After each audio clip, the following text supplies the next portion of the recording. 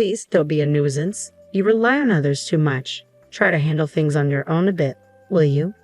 Sai spoke these thoughtless words to Bianca, who is physically challenged, unaware of the struggles she faces. I'll never forgive you if you dare speak ill of Bianca again. Be prepared. I'm Miller, 27 years old, living with my parents. I work and could live alone considering my age. Few people my age still live at home, but I stay for a reason. My sister, Bianca. Bianca was born with nerve issues, making it hard for her to move. She needs care, especially since our father passed away, and it's too much for her mom to handle alone. It's not easy assisting someone with their daily life, and mom isn't young anymore, so I take the lead in caring for Bianca. Are you okay, Bianca? Does your body hurt? No, I'm fine, thank you. Despite her pain, Bianca always worries about me. She tries to do everything she can and used to apologize all the time when I started caring for her. Seeing her like that made my heart ache. Bianca, please don't apologize. After asking her several times, she reluctantly agreed. She feels sorry, but I don't mind at all. Mom opposed me taking care of her, worried about my age, job, and marriage prospects, but I care more about Bianca and want to stay by her side. Each time Mom brought it up, I'd rebel. I want to be with Bianca. Reflecting on it now, I was quite childish. Mom understood it and stopped objecting. She takes care of Bianca while I'm at work. I'm grateful for her concern, but being there for Bianca means the most to me. After Bianca sleeps, Mom and I share our day's events. Mom seems happy, reminding me that we rarely had these talks during my teenage years. I wonder if she enjoys our conversations. Then one day, while caring for Bianca, she mentioned something. Sai's birthday is coming up soon. Ah, Kelly, I was confused. Kelly is my younger sister. I'm the middle of 3 sisters. After graduating high school, Sai left home and never returned. She doesn't answer calls or emails, and it's unclear if she even reads them. Sai always disliked Bianca for her disability. Bianca, you're gross. Stay away from me, she would say, causing trouble for Mom and Bianca. As a child, she found Bianca's differences suspicious. When Mom scolded her, "Hey, you can't say that," Kelly would behave for a while but soon start harassing Bianca again, hiding her pencil case, using foul language. Mom and I were exasperated with Sai. As she grew into a teenager, her attitude towards Bianca worsened. She started staying out late, and it wasn't unusual for her not to come home. No matter how much we cautioned her, she'd yell, "Shut up, don't interfere," and storm out. Eventually, Mom gave up. Just let her be. On the day Sai left home after high school, she said to Bianca, "Please don't trouble me. I mean, you're too dependent on others. Try to do something on your own for a change." Oblivious to Bianca's situation, Sai added these words. Despite her limitations, Bianca tried to be independent. She browsed job listings with her immobile body, determined to work. Ultimately, she couldn't find employment and remained home, but she never stopped trying to increase what she could do by herself. I couldn't forgive Sai for her heartless remarks. As I was about to lash out, Bianca stopped me. "Maybe that's how Kelly sees it. Sorry for being such a burden," she said, looking at Kelly with a mix of irritation and resignation. Kelly left home, and we lost touch. I heard from relatives that she got married right after high school, likely spending time at her boyfriend's place even before that. Initially, I tried reaching out, but she never responded, so I tried to live without thinking about Kelly. Bianca, are you going to contact Kelly again this year? Yeah, I think I'll try. Despite the hurtful words, Bianca still sent birthday messages to Sai, knowing she wouldn't reply. She said she wanted to at least wish Sai a happy birthday since she couldn't do much for her. I told her she was kind, but she always denied it. Just normal, she'd say, shyly smiling. Months later, Mom and I stood beside Bianca, who lay peacefully in her hospital bed. Her condition had worsened after Kelly's birthday, and she passed away. It was heartbreaking to see Bianca, who could no longer speak, and I cried daily. There was no reply from Kelly, even when I informed her of Bianca's death. There was no response. Thus I resented Bianca, she was still family. I hoped for even a single word, but it seemed I expected too much. I sent the funeral details, but Kelly didn't reply or attend. Mom, either resigned or forgetful, never mentioned Kelly again. After the funeral, Mom and I cleared out Bianca's room. In the closet, I found an album I never knew Bianca had. It contained photos of Bianca, Mom, and me on outings, along with pictures from my childhood. When I asked Mom if she knew about these photos, she revealed that Bianca had secretly collected photos of me, finding strength in my smile. Hearing this, I burst into tears, sobbing like a child while Mom comforted me.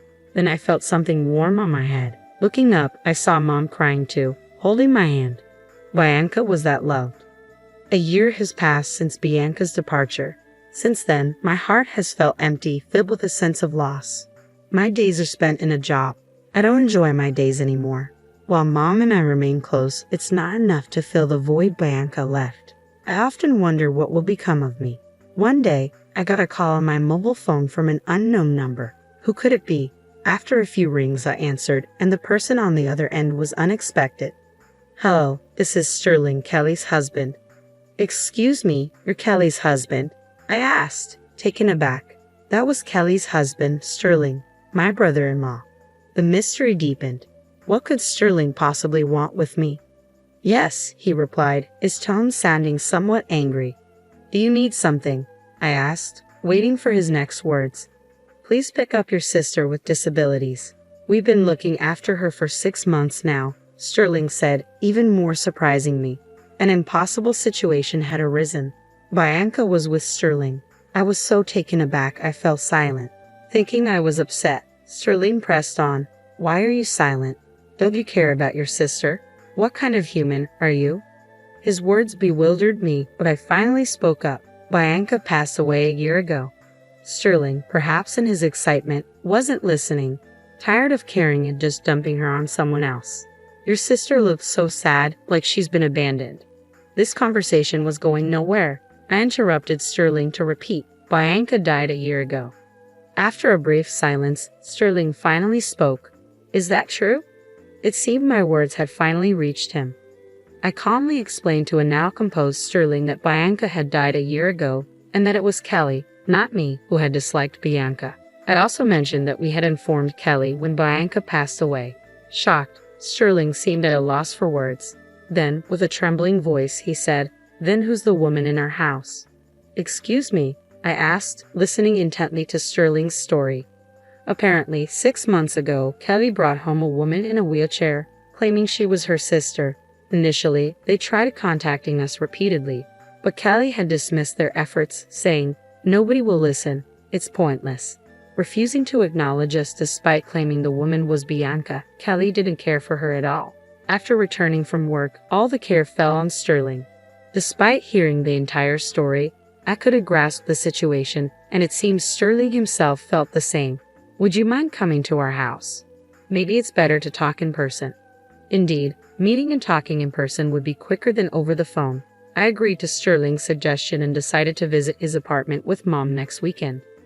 When I told Mom about the call from Sterling and the story about Bianca, she was very surprised and quite scared at the possibility that Bianca, who was supposed to be gone, might still be there. Finally, the day arrived. Bracing ourselves, we left the house and headed to Sterling's apartment. Nervous, I muttered as we approached the place. Mom nodded beside me, looking tense as well. We approached the designated room and rang the bell. From inside, we heard 2 sets of footsteps stop abruptly. The door opened, and a fresh-faced young man appeared. Mother-in-law, sister-in-law, thank you for coming all this way, Sterling said, leading us inside. We followed his lead, but as we were about to enter the room, we were interrupted by a familiar figure.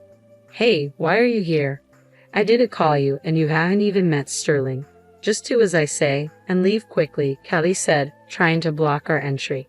Claiming to be the sister, Kelly didn't care for the woman at all. She physically blocked us, creating a wall to prevent us from entering the living room. However, we managed to get past her. Turning to Sterling's side, I saw a woman sitting in a wheelchair, her eyes filled with fear and uncertainty. Is this lady your sister? Sterling asked, pointing to her. The woman appeared to be around Bianca's age, but neither Mom nor I knew her.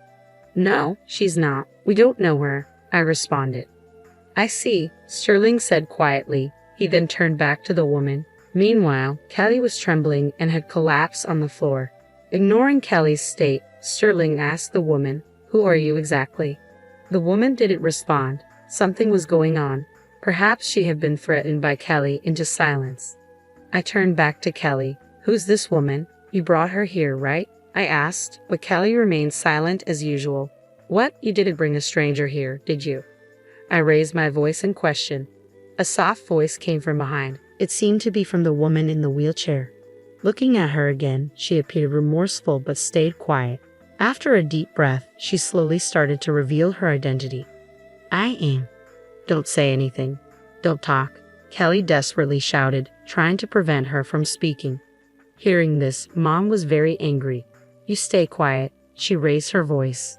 Surprised by her tone, Kelly gave up on speaking. We turned back to the woman, encouraging her to continue. Slowly, despite being scared, she began to reveal the full story. My name is Christina Redmanuel. Redmanuel? Sterling exclaimed loudly upon hearing her name. It was unfamiliar to us. Sterling, do you know her? I asked. Do I know her? Could you be the daughter of Mr. Redmanuel? Christina nodded. Hearing more from Sterling, it turned out that Christina was the daughter of Sterling's boss. Hearing this, both Mom and I were perplexed. Sterling, trying his best to explain, also seemed unsure of what was happening. What was Kelly trying to do, bringing a complete stranger and claiming her to be Bianca? Beyond questions, I felt fear. It seemed the only way to get answers was to confront Kelly directly. I stood up next to Kelly, who still sat on the floor with a disgruntled expression, and demanded an explanation. What's going on? You started all this, right? Involving so many people is unthinkable. Explain everything. However, Kelly just stood there, staring off into space, refusing to speak. Even when cornered like this, she seemed unwilling to reveal the truth. I knew Kelly had issues, but I didn't expect her to be this stubborn. What should we do now? As I pondered, Christina spoke up. Kelly is dating my brother, she said, looking right at us with an unexpected boldness. Noticing Christina's assertiveness, Kelly glared at her and then tried to pounce on her. We managed to stop her and turned our attention back to Christina. Stammering at times but earnest, Christina shared her story. Kelly tried to interrupt, but Mom's stern look silenced her. Christina revealed that she had been living with a disability in her lower body since a childhood accident. Since then, her family had been overly cautious around her, making her feel uncomfortable. One day, after more than 10 years of this, Kelly suddenly showed up. I'll take you in, she had said. Confused, Christina eventually felt less afraid, knowing Kelly was her brother's partner. Perhaps Kelly took Christina in to impress her boyfriend. Once at Kelly's home, Kelly did nothing for Christina, leaving everything to Sterling. When alone with Kelly, the kindness shown at the time of taking her in vanished. You're in the way, Kelly would often say, negating Christina's existence. The way she treated Christina was similar to how she had treated Bianca. A nuisance. Go away? Don't be a dependent. Hearing this, I was shaking with anger. Such a person being my sister was too shameful. What do you mean, Kelly? I asked. Kelly retorted loudly, it's all Sterling's fault. He's always busy with work and doesn't pay attention to me. That's for the family's sake. How dare you talk so arrogantly when you don't even work? Sterling was clearly angry, hearing such childish excuses. If you're not working, it would be nice to have Sterling go to work for you, I said, watching Kelly continue with her excuses. I was overwhelmed with anger like never before. Just as I was about to unleash my fury on Kelly, Sterling spoke up. Do you realize how many people you are hurting, Kelly? Your sister, your mother, Christina, and your late sister. As a human being, you were out of line. Kelly stopped making excuses and was visibly shocked. Usually faced with a calm Sterling, she tried to retort but ultimately couldn't find the words against Sterling's anger. Sterling continued to explain how serious the situation was. But I mean, Kelly tried to make more excuses, but tears prevented her from speaking clearly. Seeing Kelly acting like a victim infuriated me, and I spoke up again. Do you know how much Bianca worried about you, Kelly? Kelly turned towards me, tears in her eyes. I don't know any sister. I don't have a sister. Her words left me in shock. I never expected her to say something like that. I was at a loss for words, but before I knew it, I blurted out, do you know, Kelly, that Bianca sent you an email every year on your birthday? Despite the terrible things you said to her, she always thought of you. Kelly hung her head down again. She must have known about the birthday emails, but chose to ignore them. Despicable, I said. Kelly didn't expect such words from me. She remained silent, tears quietly streaming down her face. Afterward, Sterling and Kelly got divorced. Sterling seemed very angry with his brother for neglecting Christina and discussed with his boss the affair and the treatment of Christina. Soon, rumors about the brother, some perhaps unfounded, began to spread in the company. He tried to endure at first but eventually resigned. Kelly, after the divorce, moved in with Christina's brother, but with him leaving his job, they had no source of income. They moved from their previous residence to a cheaper apartment and somehow managed to get by. After the divorce, Kelly came to me begging, "Let me live at our parents' house." Of course, I refused. Mom managed to send Kelly back this time. Unlike before, Kelly sent many messages, but I ignored all of them. Eventually, the messages stopped. However, what really bothered me was why Christina stayed in that house without any resistance. Christina and I became friends after that incident.